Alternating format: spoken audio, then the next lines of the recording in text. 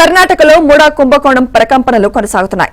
MUDA scam లో CM సిద్దరామయ్యపై వస్తున్న ఆరోపణలకు నిరసనగా బీజేపీ ఆందోళనలు కొనసాగిస్తోంది. బెంగళూరులోని విధాన సౌధ వద్ద బీజేపీ జేడీఎస్ నిరసన కార్యక్రమం చేపట్టాయి. ఈ నిరసన కార్యక్రమంలో బీజేపీ జేడీఎస్ నేతలు పెద్ద సంఖ్యలో పాల్గొన్నారు. సిద్దరామయ్యకు వ్యతిరేకంగా నినాదాలు చేశారు. కేసును సీబీఐకు అప్పగించాలని, సిద్దరామయ్య వెంటనే సీఎం పదవికి రాజీనామా చేయాలని డిమాండ్ చేశారు. విధాన సౌధ నుంచి భారీ ర్యాలీగా వెళ్తున్న బీజేపీ జేడీఎస్ నేతలను పోలీసులు అరెస్ట్ చేశారు.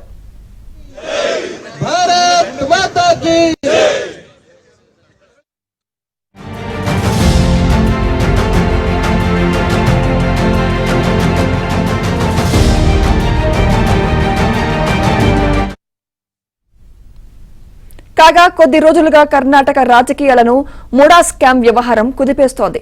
ఈ కేసులో ఆరోపణలు ఎదుర్కొంటున్న కర్ణాటక ముఖ్యమంత్రి సిద్దరామయ్యను ప్రాసిక్యూషన్ చేయడానికి గవర్నర్ అనుమతించడం, దీనిని ఆయన హైకోర్టులో సవాలు చేయడం, న్యాయమూర్తి అయిన పిటిషన్ను తిరస్కరించడం జరిగింది.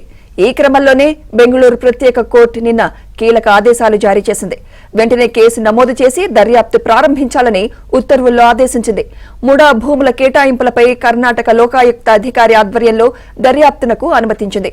3 నెలల్లోగా విచారణ పూర్తిగా దర్యాప్తు చేసి నివేదిక సమర్పించాలని మైసూర్ పోలీసులకు సూచించింది. ಸಿದ್ದರಾಮಯ್ಯ ಅವರಿಗೆ ಈಗ ವಿಧಾನ ಪರಿಷತ್ತಿನ ನಾಯಕರಾಗಿರ್ತಕ್ಕಂಥ ಚಲವಾದಿ ನಾರಾಯಣ ಸ್ವಾಮಿ ಅವರು ಮಾತು ಮಾಡಿದರ್ಥ ಸಿದ್ದರಾಮಯ್ಯ ಅವರಿಗೆ ಮೂಡಾದಿಂದ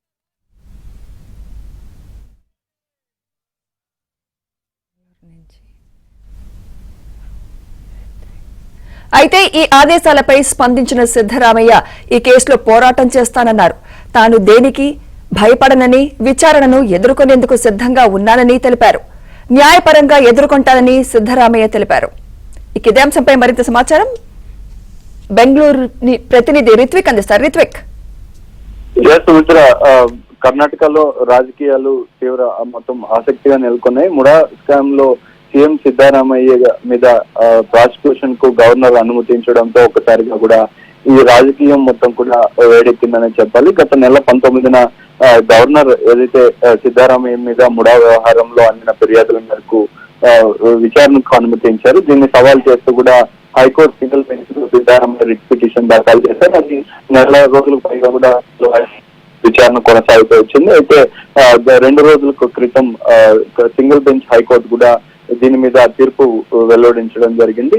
ఏదైతే గవర్నర్ తీసుకున్న నిర్ణయాన్ని ఆమోదిస్తూ అట్లాగే అది ఆమోదయోగ్యం అని చెప్పి కూడా చెప్పడం జరిగింది. ఈ నేపథ్యంలోనే సిద్దరామయ్య న్యాయ విచారణ ఎదుర్కోవాల్సిన పరిస్థితులు అయితే ఎదురయ్యాయి. ప్రస్తుతం ప్రజాప్రతినిధుల కోర్టులో కూడా ఎవరైతే ఈ ముడా కుంభకోణం మీద టీజే అబ్రహాం తో పాటు మరో 3 కూడా ఫిర్యాదు చేస్తారు. ప్రైవేట్ పిటిషన్లు కూడా వేయడం జరిగింది. దీని మీద ఏదైతే సింగిల్ బెంచ్ కోర్టులో తీర్పు వచ్చిందో దీన్ని వచ్చిన వెంటనే కూడా ఈ ప్రజాప్రతినిధుల కోర్టులో కూడా దీని మీద విచారణ జరిగింది. నిన్న విచారణ జరిగిన నేపథ్యంలోనే లోకాయుక్త కూడా ఆయన మీద సీఎం ఏదైతే ఆరోపణలు వస్తున్నాయో దీని మీద విచారణ చేసేందుకు కూడా లోకాయుక్తకు ఆదేశించడం జరిగింది. ఈ లోకాయుక్త కూడా మొత్తం కోర్టు నుంచి ప్రజాప్రతినిధుల కోర్టు నుంచి ఉత్తర్వులు అందిన వెంటనే కూడా మొత్తం కూడా దీని మీద విచారణ ఈ నేపథ్యంలో ఎఫ్ఐఆర్ అయ్యే పరిస్థితులు కూడా ఉంటాయని చెప్పి చెబుతున్న పరిస్థితి ఉంది. దీని మీదనే కూడా మొత్తం మరోవైపు బీజేపీ అట్లాగే జేడీఎస్ కూటమి కూడా